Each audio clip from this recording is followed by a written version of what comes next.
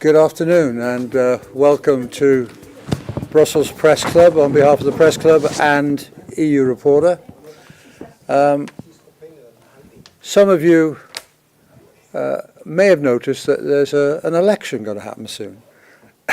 And, we're all wondering, well, we're all guessing, we're all predicting what the outcome might be, but we've decided to get a bit of an expert in the form of former Irish Government Minister, Mr. Dick Roche, who was the European Minister for Europe. In the publicity, I did have him down as an MEP. Of course, he was never an MEP. He was a member of the Irish Parliament and a government minister. And thank you very much, Dick, for coming today. And you're going to give us your predictions. I can't actually see your crystal ball, but I'm sure you've got it there somewhere. More importantly, I think we're hoping to get an insight from Dick as to what the likely makeup of a new parliament will look like and what the implications of that makeup will be for the future for our relations with the rest of the world. Anyway, Dick is going to give us the thoughts of Chairman Dick for 15-20 minutes, and then Nick is going to interrogate him on it. And then about 4 o'clock or just after, we're going to have a cocktail, as they call it here. Where I come from, it's a good drink. So if any of you would like to stay and chew the fat with us, we'd be more than welcome. But thank you very much for coming. I'm sure more people will arrive. It's the weather, you know. They will, they won't, but we're going to have a great afternoon. Thank you very much, and over to Mr. Dick Roche.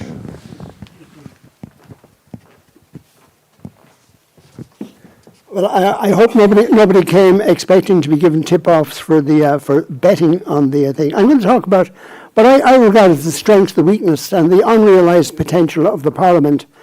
And I have to say, Nigel Farage famously described me as the biggest Europhile in the world, which is a bit unfair, but he was not incorrect. I happen to be a major fan of the European project. I believe in it. I believe that it has delivered. I also was one of the great fans, just to give you a bit of background, during the course of the Convention on the Europe, I was one of the people who was arguing very strongly for expanding the role of the European Parliament, for arguing that the demos of Europe had to be reflected in a democratically elected parliament. And I have to admit now, looking back, I'm a tiny tad disappointed. In the 45 years since the first direct elections, and time passes swiftly when you're enjoying yourself, that the parliament has been dramatically changed from being an appointed multilingual talking shop into a fully functioning, or potentially a fully functioning, democratic assembly. And I've written at the side here, or has it, question mark. And it is a significantly larger assembly than the first assembly. Since 2004, the 13 countries joined, and we lost one on the way. The scale, of course, brings problems. An assembly of 720 members is hard to manage. It's harder to focus. Over the last 4 decades, the Parliament has also accumulated very striking powers. I mean, really extraordinary powers. If you go back to the time of the Single European Act, way back in 1987, the Maastricht Treaty, and of course more significantly the Lisbon Treaty, and you look at the powers that have been brought within the compass of the European Parliament, it has really enhanced its role. And having significant legislative and executive powers and oversight powers is one thing. How it harnesses those powers is another thing. And that's the issue that strikes me, and I'll be negative about today.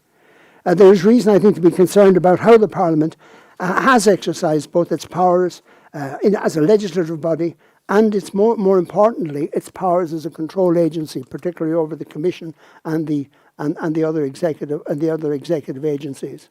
I remember very well in May 2009, the Centre for European Studies, CEPS, produced and published a document with a very provocative title. The title was "The European Parliament, More Power, Less less legitimate.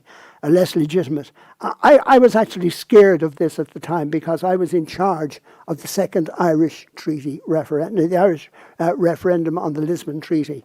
And it was actually very funny because one of the Irish newspapers said I would have the shortest political career in history because it didn't look as if we were going to actually get the Lisbon Treaty over the line. We did, as it turned out.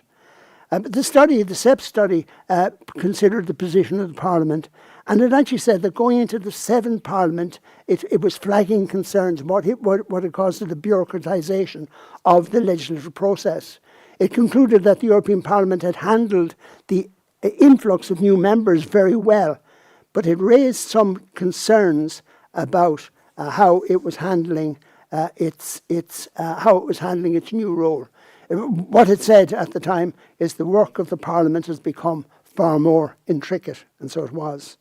So even before the Lisbon Treaty, which of course took effect after the Irish referendum, even before the Lisbon Treaty came into effect, the operation of the Parliament was shifting from the scrutinising of legislation more in a public sense to moving it back into the background in committees.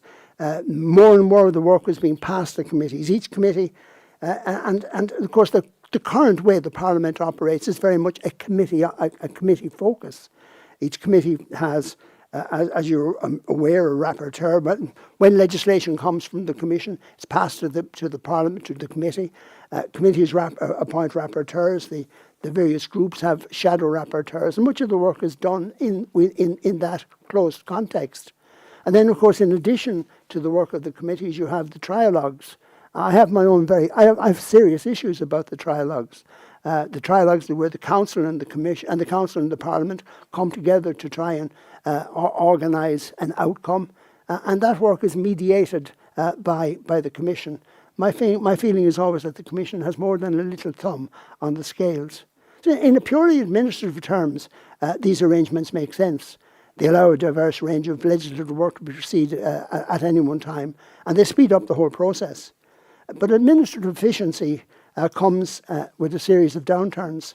Most of the more significant elements of the legislative process are now being conducted out of the public view. It's behind closed doors. Only a handful of MEPs are really involved in significant detail, and the level of transparency is negligible. The process is opaque, and in democratic terms, that's very questionable. SEPS cautioned at the time, this is May 2009, it cautioned, said that the bureaucratisation of the legislative process undermines the Parliament's role as a public forum and as a centre for debate. And it highlighted two particular problems. First, it said the composition of the individual committees wasn't necessarily representative of a full Parliament. That is truer today than it was then, because of course, as we know, there's a bit of echoing, a bit of jockeying and a bit of elbowing, particularly of people who don't meet the what we call the mainstream consensus. And second, when the plenary adopts, some would say rubber stamps a set of legislation on the basis of compromises that have been pre-negotiated, there's little chance for any real debate. And debate is the very essence of the open democratic process. Now, in addition to undermining the raison d'etre of the Parliament, truncating the level of open debate limits the chances of capturing public attention and increases and grows public cynicism. The arrangements also mean that there is less chance of reflecting the full experience of the members of the European Parliament and of incorporating their concerns, the aspirations and the wishes of the millions of people who return them to the Parliament in the legislative process. The opaqueness of the process, in my view, also feeds into cynicism and into suspicion about the Parliament. And all of this supports what SEP said in 2009. It said that it was concerned that, quotes, in times of scepticism about further EU integration and growing voter apathy with European elections, the bureaucratisation of the legislature could be detrimental to the Parliament and to European integration in the long run. And what it said in May 2009, it still applies in May 2024. And that's not the only problem with the Parliament. There's another issue which alarms me, and it is an issue which gets very little public attention at the moment. And that is, in addition to its role as co-legislator, the Parliament, of course, is charged with the task of supervising the work of the Commission and of the other executive bodies.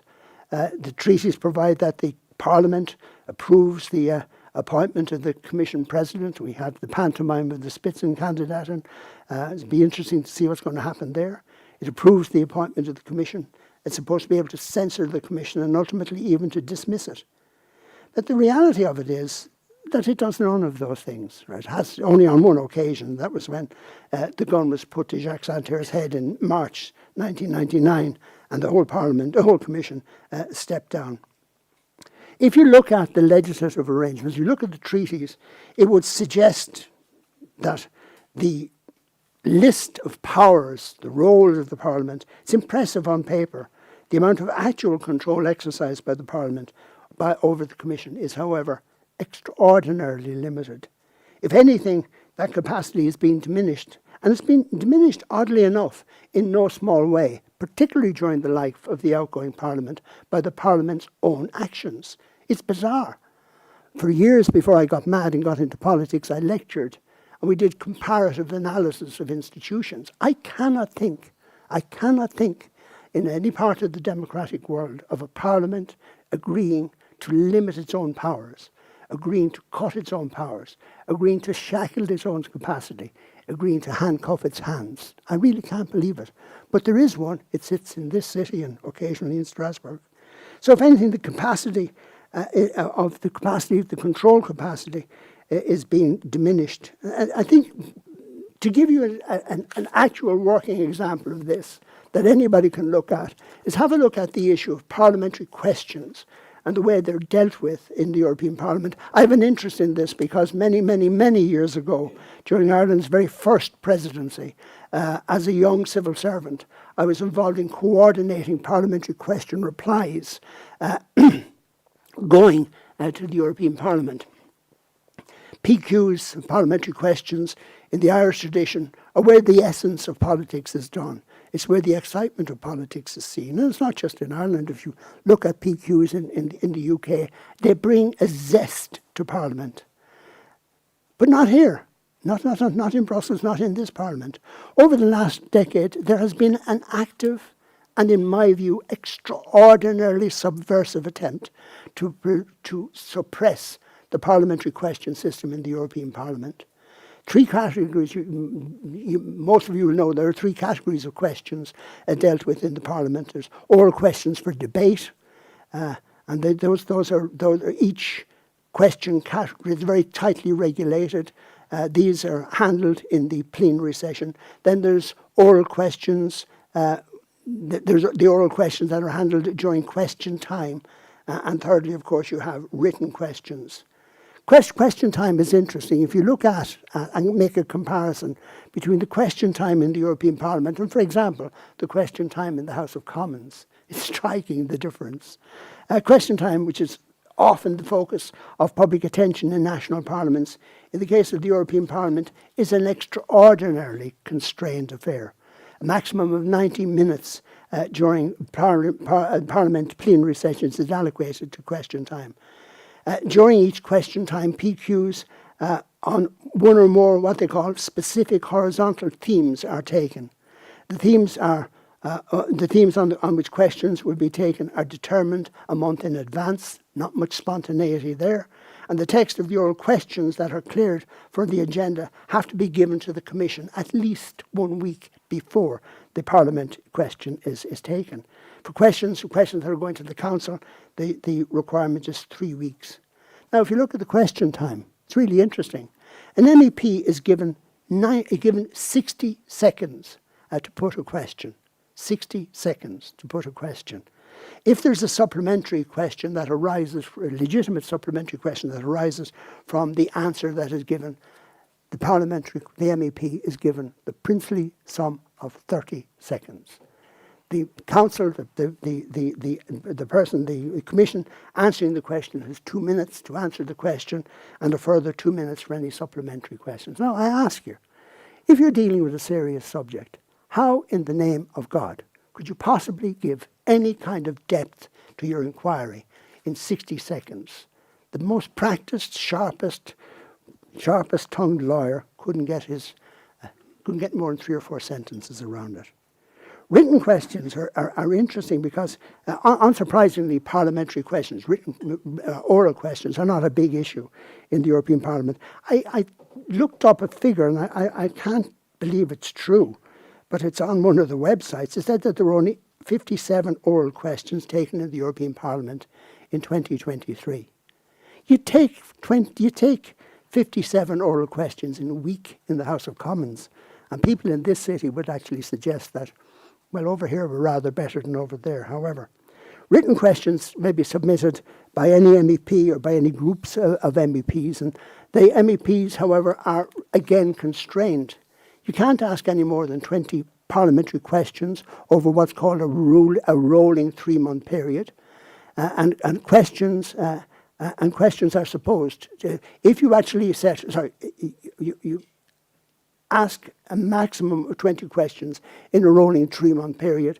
Every MEP is allowed to allocate one question, or to designate one question as a priority, which should be answered within 3 weeks. The non-priority questions are answered within 6 weeks. That's the theory. That's the theory. That's the rule, actually. But if the rule is not observed, it's observed more by the breach than the observation. Replies to priority questions are supposed, as I said, to be given within 3 weeks. The deadline is honoured in the breach rather than than in the observance. Let me give you a question. Let me give you an example.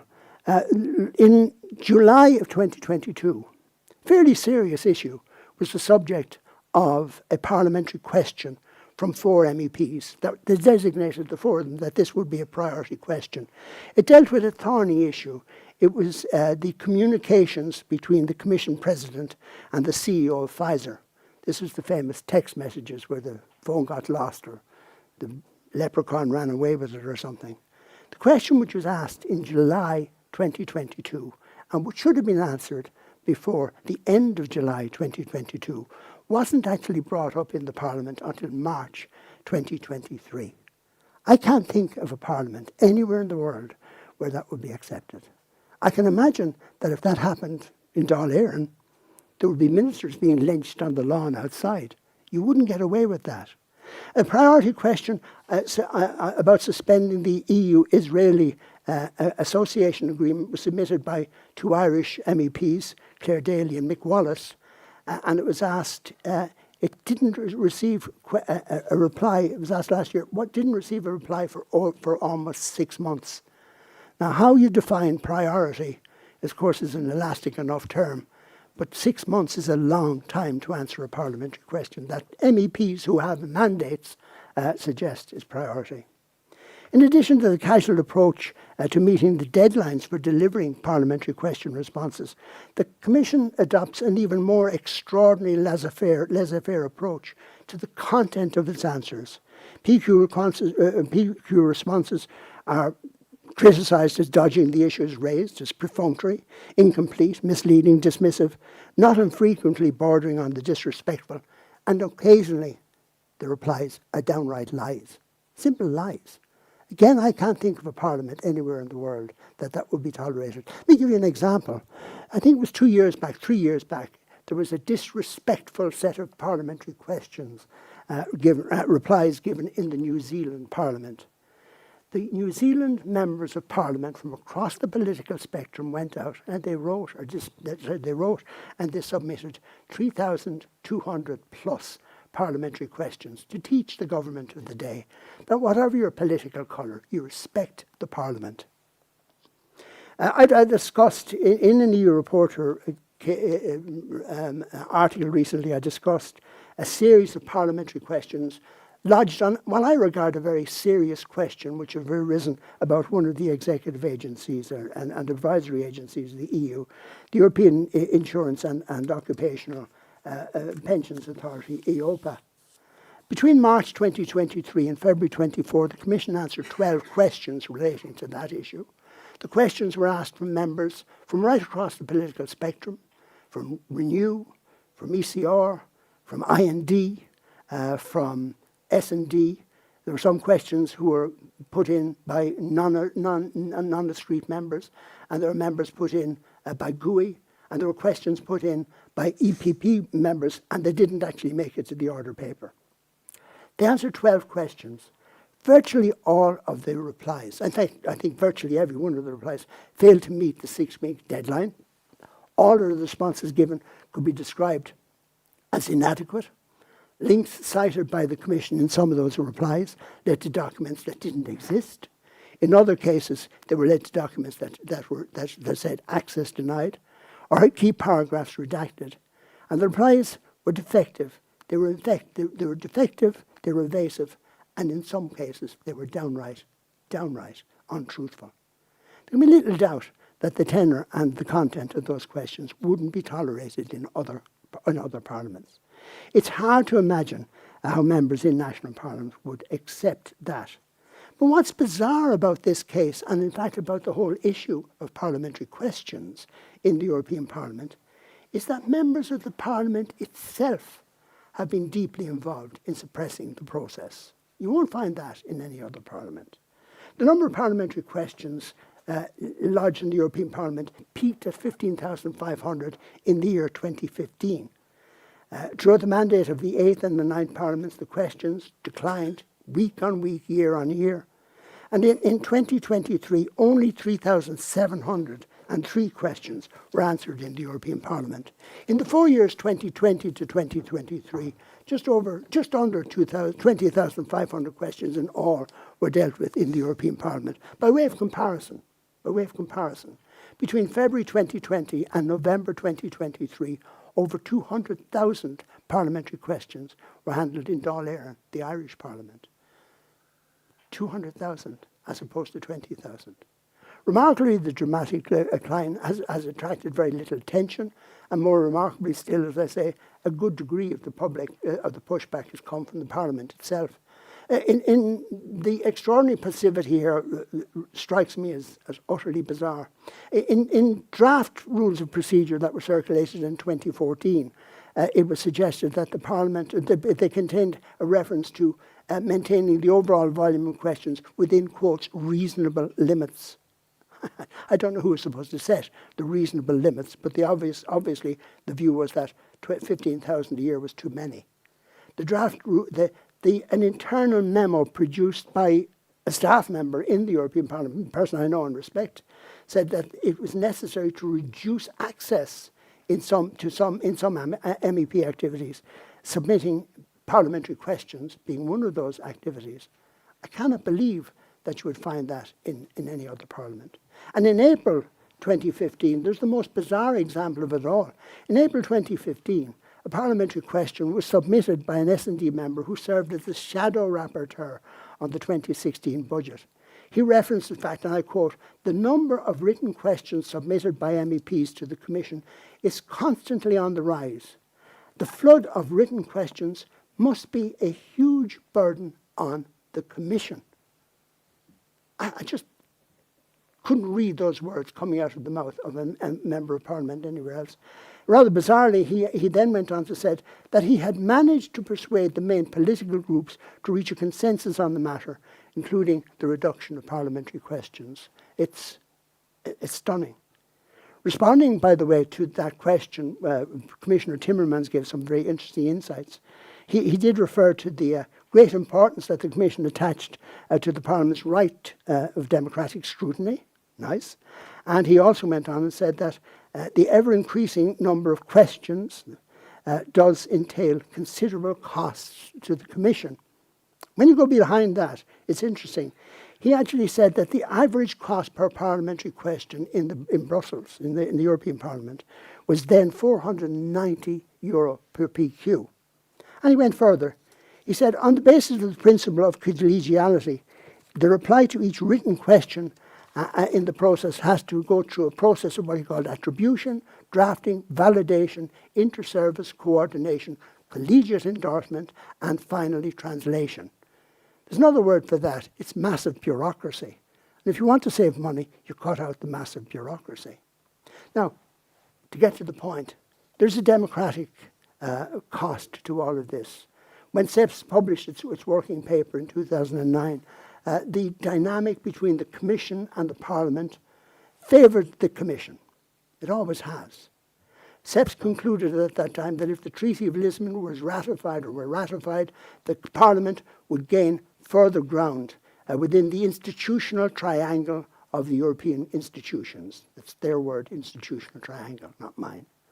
Thanks to the referendum that we held in Ireland on the 2nd of October 2009, the Treaty of Lisbon was ratified and came into effect in December 2009.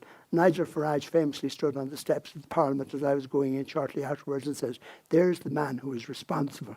I get on well with Nigel. He told me I would carry to my grave the responsibility for what I had done in persuading the Irish people to vote yes. He might be right. The SEPS paper cautioned that if the Parliament, having gained ground with the ratification of the Lisbon Treaty, failed to capture the public's attention at the same time, its institutional raison d'etre as a democratic pillar of the European Union would be in jeopardy, end quotes. 15 years after the Lisbon Treaty came into effect, the dynamic between the Commission and the Parliament is not just unbalanced, but it has moved in the opposite direction, further tilting towards the Commission. A new Parliament comes with a very significant cost. All 7 European Parliament elections between 1984 and 2014 saw a decline in voter turnout. When the first parliamentary elections were held in 1979, the turnout was 63%. By 2014, it had dropped to 43%. Now, in the last parliamentary elections in 2019, it rose to almost 51%. And that's a significant increase. It was a big upturn. It was regarded as a very positive step. However, while 51% turnout is important, it means that 49% of the voters didn't turn out. Last year's spring Eurobarometer, the 2023 spring Eurobarometer, recorded voters' interest in the European Parliament as limited. Only half of those who were polled believed that voting in the European elections mattered, whereas more than 2/3 believed that voting in national elections mattered. This is the argument that you hear about the European Parliament elections being second-order elections. Now this spring, the 2024 Eurobarometer provided more optimistic figures, ones that I take with a little grain of salt, said that 71% of voters across the EU were likely to vote in this year's elections. I won't hold my breath, but if anything like that figure is achieved, it would be a remarkable and very positive uptick. The reality is, when you put all of this together, Europe faces a series of challenges over the mandate of the next European Parliament, over the next 5 years. If the EU is to preach about democracy, it should be demonstrably seen to practice democracy. If the EU is to preach about democracy, it is important that we become the exemplars of democracy. A strong and a vibrant Parliament representing the diversity that is Europe would be an important message, not just to European citizens, but to those who watch us around the world. My submission is the European Parliament could and should be the bastion of democracy that was set out in the treaties. It should not be a rubber stamp. It should not be a pale imitation of parliamentary oversight. It should be a dynamic institution where the men and women, 720 of them who are elected, will actually rightfully have the respect of the people who return them, because they each have a mandate. But if that mandate is disrespected, if the Parliament itself is disrespected, if it is bureaucratized, well, then the whole process of the elections that we hold in the next few weeks comes into question. I'd be delighted to take any sharp answers, questions rather. I'll give some sharp answers. Thank you. So before I come to questions from the audience, I think I'll be able to accommodate anyone who wants to catch my eye to notice, of course, always an issue when it comes to the European Parliament elections. And rather touching on what you were saying towards the end there, Dick, isn't that part of the problem? There's a weak mandate because a smaller proportion of voters turn out in European elections compared with national elections. And that makes it that bit easier for the Commission and the Council not to respect it. And in turn, that feeds back to the people, essentially tells them they're right not to take electing the European Parliament too seriously. Yeah, Nick, you're right. Cynicism is reinforcing. And that's a tragedy. You know, that really is a tragedy. Because if you think about it, the men and women who will be elected next month, they bring an astonishing array of a wealth of views, of experiences. They bring so many different cultural insights. They could really make the process of the European process really a good example of democracy. I just think, and one of the things I absolutely detest, and perhaps we'll come to it, is this labelling that's going on in the European Parliament at the moment. You're the extreme right, you're the extreme left. If you're one extreme or the other, you're somehow or other invalidated, you're cancelled, you're not there. Every MEP, I mentioned 2 Irish MEPs there, regarded as outriders in many ways in Ireland, but they bring unique insights, and those insights should be harnessed.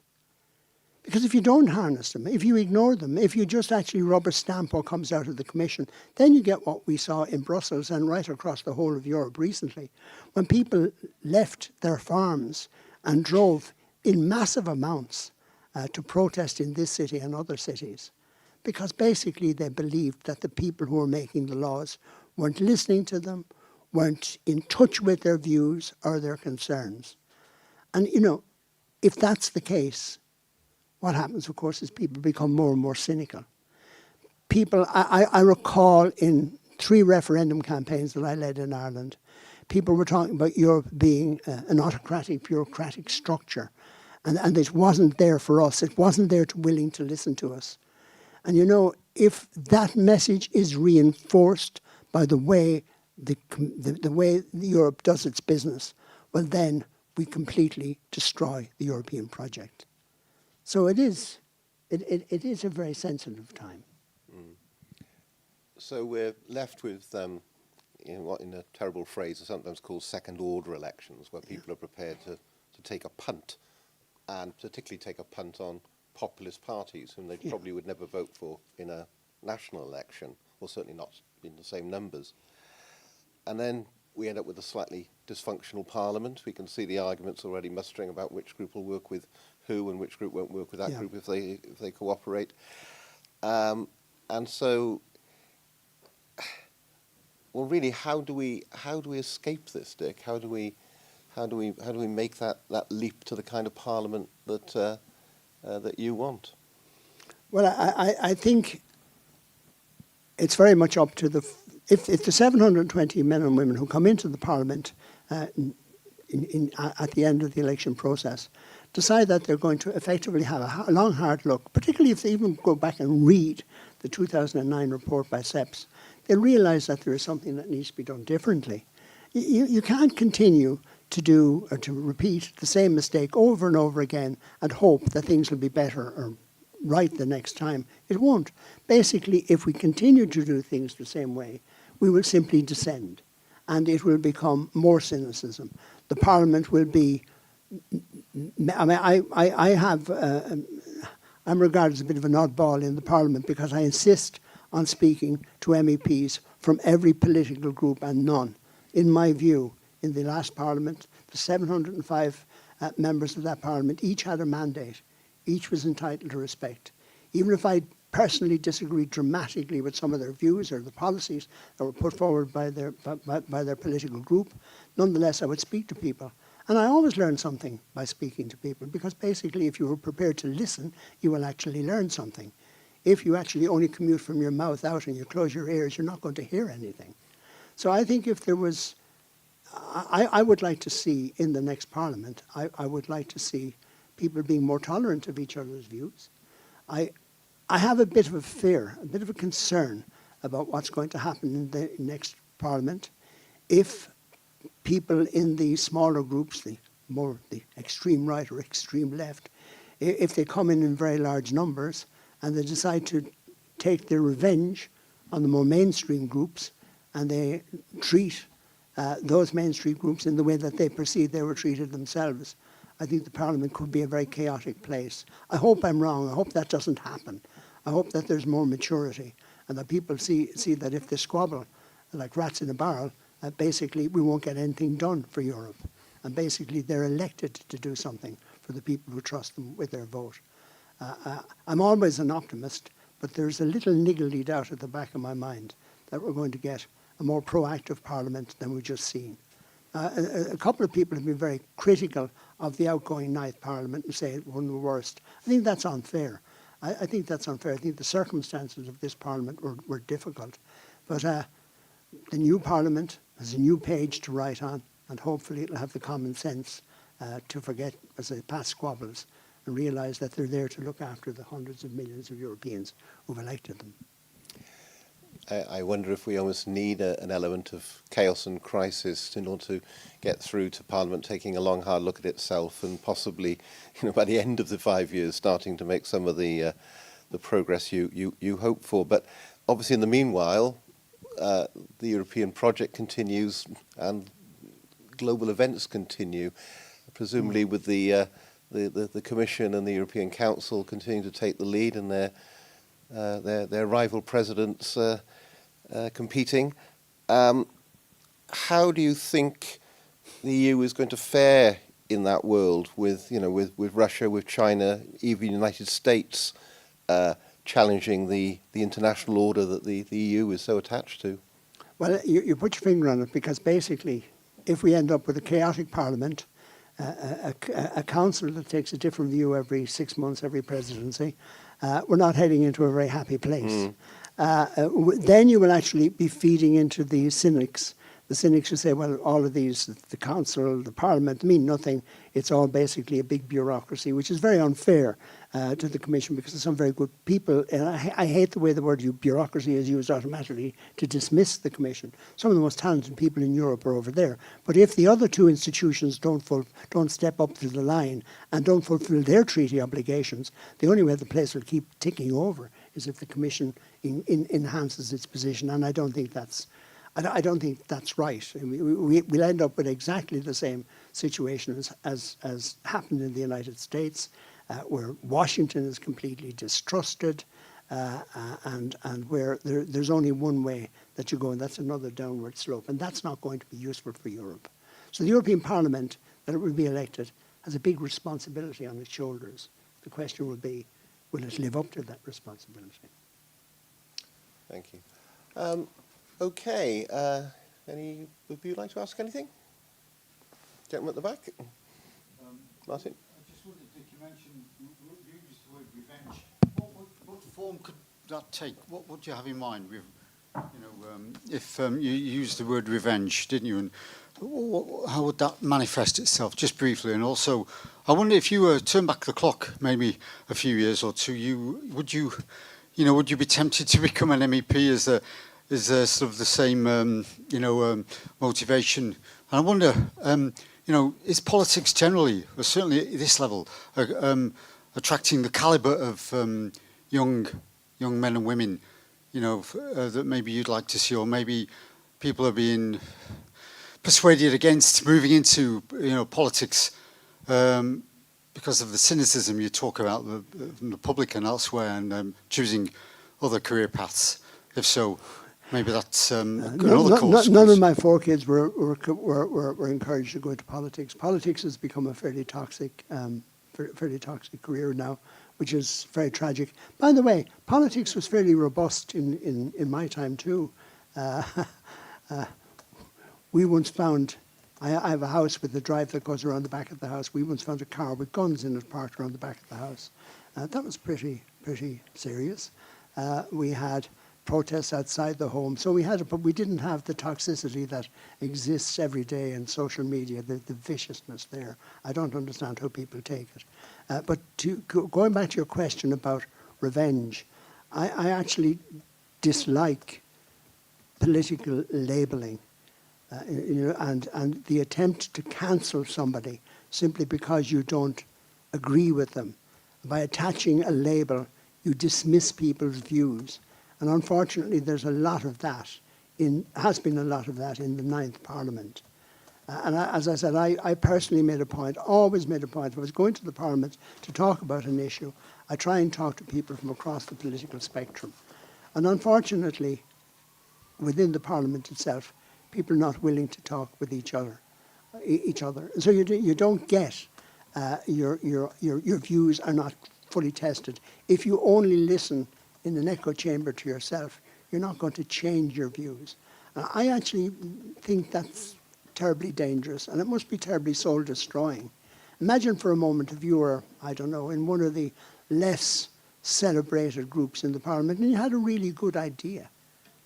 Would you be listened to? Probably not. Probably not. And you know, who's the loser there? Well, we're all the loser there.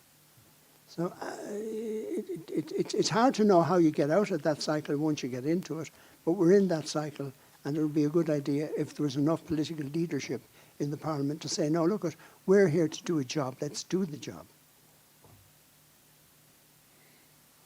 Colin? Do you think we're going to see... thank you. Do you think we're going to see a Europe which provides stronger leadership in the world, or are we going to see a Europe that almost is irrelevant? I mean, we have some very big events and happenings and people on the world stage. Probably Donald Trump. We have Putin. We have all these things happening, and I somehow feel that Europe isn't providing the cohesive leadership that it could. Now, is this a fault of the makeup of the European project? I mean, we have, is it too much of a bureaucracy, the co-decision between the Parliament, the Commission, the Council? Is it all too big? Should it just be slimmed down to a beneficial dictatorship instead? Yeah, I'm not sure about beneficial dictatorship. One of the things that Europe should do, by the way, is do less better. If you actually have a flood of legislative proposals streaming out of the Parliament, going across to the European Parliament, going through the necessarily complex and intricate process that it goes through at the moment, the chances of doing something really, really good are quite limited. It becomes, 9 to 5. I've always felt that it would be better if Europe were less ambitious about the amount of legislative proposals or propositions it produced, but it actually worked harder to produce things that would make people stand up and say, well, that was really clever. That was really, really clever. But that's not going to happen. I do worry, and I think you're right. I think you're 100% right. It's one of my biggest concerns, and it's been my concern for a long, long, long time, that Europe is not fulfilling its role in the world that it could do, should do, and must do. If you actually end up with a bipolar world with two big giants, one on either side, shouting and roaring at each other, that's not a very progressive way forward. If you actually have China, and the United States cast as continuous adversaries, wouldn't it be nice if there was somebody in the middle and said, look, you're right on this, you're right on this. Shouldn't we somehow or other look at a way forward? I actually spoke about it here in this very room some years ago about the war that was coming up in the technology side. Wouldn't it really have been useful to the human race if the genius that existed in both China and the United States could have worked for a common good, for a common purpose, rather than trying to climb on a bigger wall than the other person? So maybe that's idealism. That's not going to happen. But the reality of it is Europe could actually play a much better role than it's playing. And we're seeing that playing out in the tragedies of two wars. I mean, the obscenity of war in the 21st century, and Europe with all its experience of war in the 20th century and previous centuries. Why in the name of God isn't Europe more active as a force for peace and harmony? To understand this person has one view, that person has a different view. Let's try and bring them around the table instead of shooting at each other. Think of the tragedy that's over the weekend in Gaza. Think of the children who died, who were burnt to death. Think of the tragedy, the horrors of the 7th of October. Surely to goodness, there must be some capacity in Europe to take a better, to take a leadership role in stopping that obscenity repeating itself over and over again. And we're just talking about two of the tender points in Europe, two in the world, Ukraine and Gaza. But of course there are other wars that we're not even conscious of, with hundreds of people being destroyed. Europe has a role to play. And if Europe had a really dynamic parliament, if Europe had a parliament that was willing to stand up and take decisions and point fingers and force governments, you know, you could be a really powerful force for peace and prosperity, as opposed to simply going along with whatever. Can I follow up on that? Of course. Thanks. So if Europe needs to play a more dynamic role, if the Parliament needs to play a more dynamic role, if the Parliament swings to the right, as everybody is saying it could well do at these elections, is that going to give us a more dynamic Parliament? Is that going to be beneficial, or is it going to be the opposite? This goes back to the question asked at the back about revenge. If it does swing to the right, and the people who come in on the right decide that they're going to play the same sort of games as were played with them, well, then the European Parliament is going to go into a very sterile place over the next 5 years. It's not going to achieve anything. Not really not going to achieve anything. All it's going to achieve is say to the cynics out there, you know, you're right. We're just sitting over here playing our games. We're not achieving anything.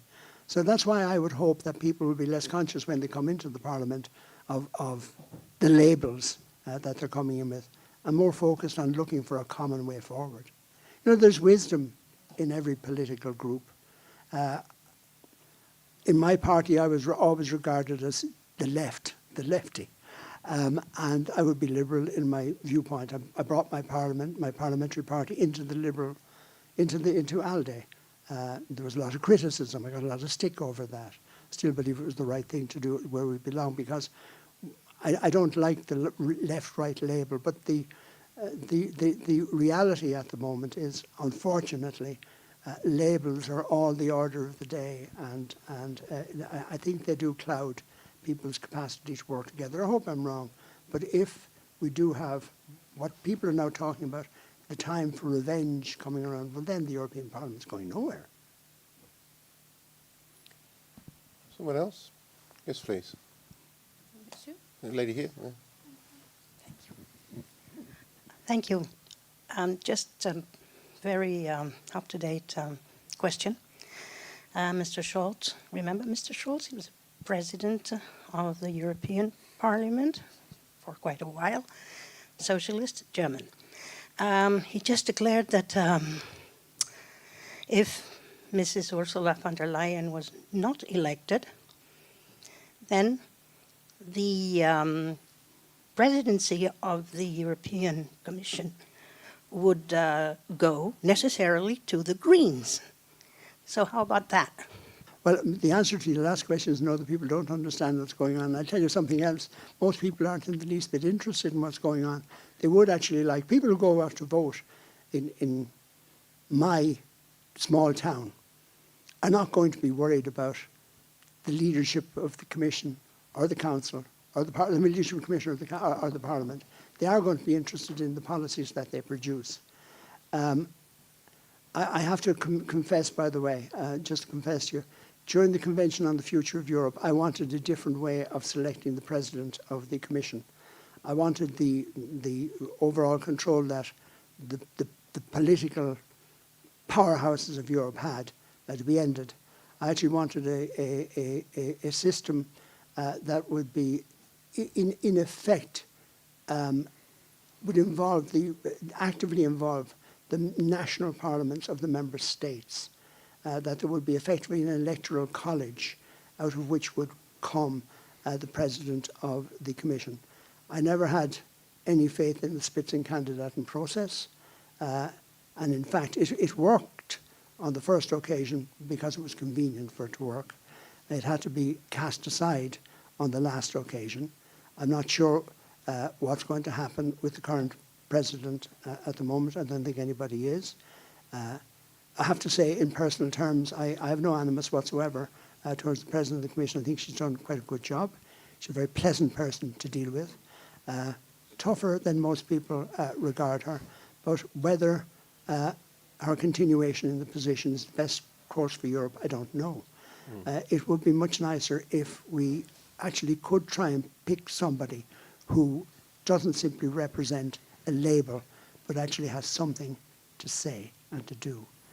I'm not sure who you have, I'm not sure who could, but I would be really anxious about the next Commission presidency and about how the jobs are shared out afterwards. Because again, if you look at the process, of the group sharing the jobs, how is that seen by the average voter in a small town in rural Germany, a small town in France, or wherever, or Italy, or Ireland?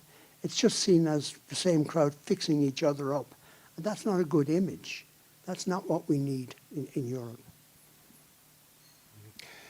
Yes. If I've understood your question correctly, I'm not sure what Mr. Schulz has said, but it absolutely is the case that the German coalition have agreed, when they agreed the coalition, that should von der Leyen not become president again, a Green would then become the German commissioner, who the council then end up picking as the president is another question again. But I mean, this whole issue of Spitzenkandidaten, you referred in your address, Dick, to the pantomime of Spitzenkandidaten. I mean, wasn't it worth at least a shot, because it was an attempt to make people feel that their vote counted, that how people voted in the European election actually would have a palpable consequence? Well, that's true, and that's very true. But if the people who put forward the proposition that Spitzenkandidaten process was the right process, then Weber would have been the head of the Commission. They lost faith in that. Now, Marcus is a very hard-working, very distinguished member of the Parliament. I mean, I'm not arguing his case, but I'm simply making the point. He had the qualities that were necessary, but he didn't tick the right boxes in some political quarters. So that was it. He wasn't there. So basically then, so rather cynically, the process, which was effectively put in place by the Commission, by the Parliament, not necessarily having agreement across. So this was one of the great failures of Giscard and the Convention on the Future of Europe. There were a number of propositions put forward in the Convention on the Future of Europe. The first one was that there should be a direct election. That was put forward by my colleague, John Bruton, the former Irish Prime Minister. I personally didn't agree with it. I felt it was too federalist and it was going to run into difficulties, and it was rejected.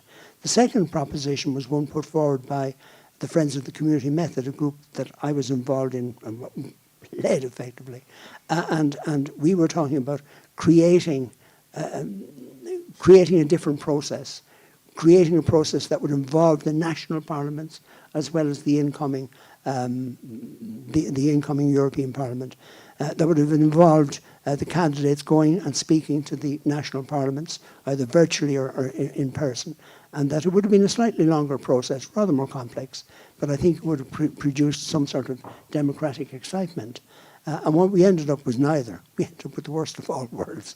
We actually ended up with the existing system papered over, saying that the Commission, that the Parliament would approve, they would have the right to vote on a single candidate. For God's sakes, it's not really. It's a bit of a pantomime. So we're now left with the worst of all worlds, and whoever gets the job, I wish him or her well. It's going to be a fairly tough call. If I knew who was going to get it, by the way, I'd be putting my money on in the local bookies. But yeah, sorry, Martin, again? You?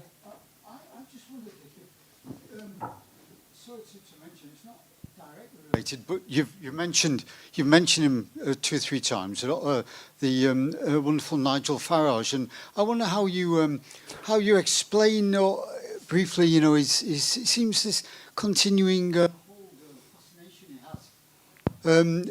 he has. Right now, even now, today, he's sort of he's making the headlines in the UK at least, and continues to do so. And there's another election coming up very soon, of course, in the UK, and I wonder, if there's any maybe overlap, can you see any sort of, sort of link, not link, but or connection there?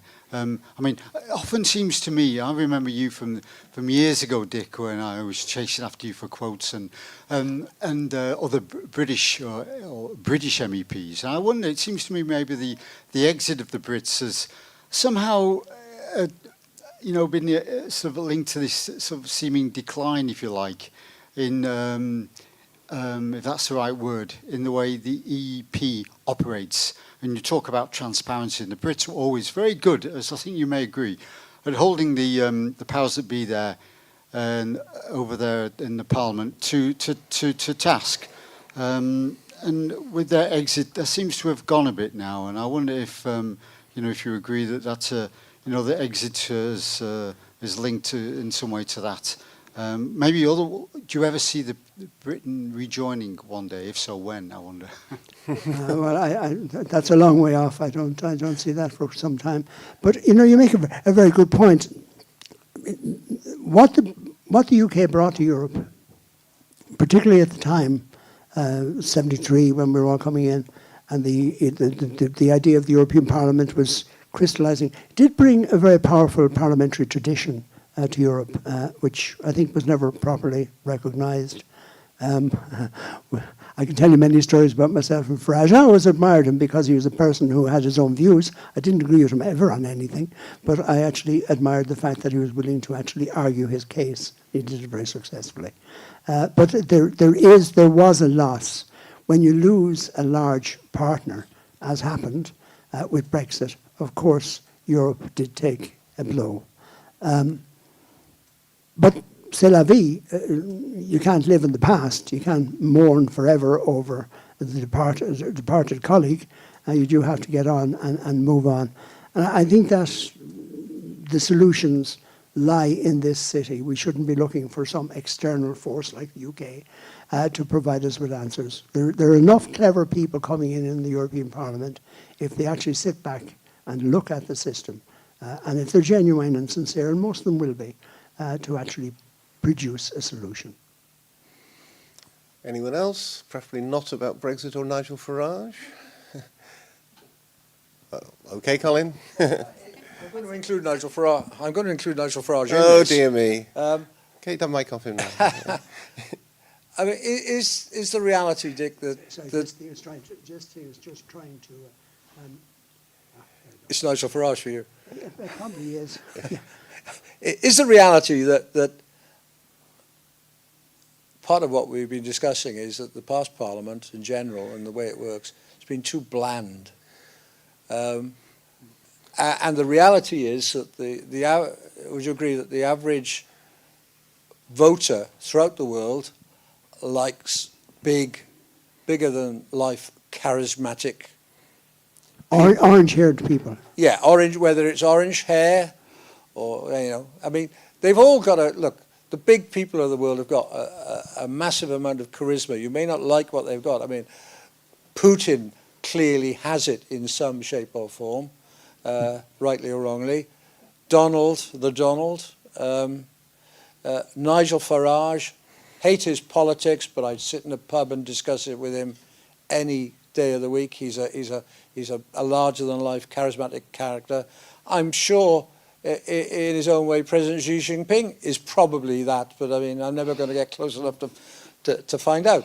But do you think that this new Parliament, if we get, with an influx of right-wingers, it might throw up a few charismatic people that we, the press, can latch on to, because, it's really difficult to report the things that are not Colin, charismatic. I'm going to lash the press because recently I had a go at a very, very good friend of mine who used to give me a hard time when I was minister, journalist, who actually wrote in disparaging terms about two Irish characters in the European Parliament. But the reality is the European Parliament needs a few characters in it. It doesn't need to be a bland place. It needs to be lively.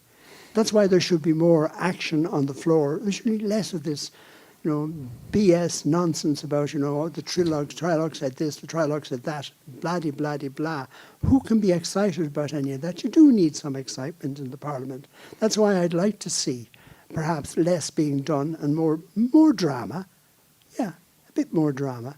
Wouldn't be a bad thing at all. It would excite people.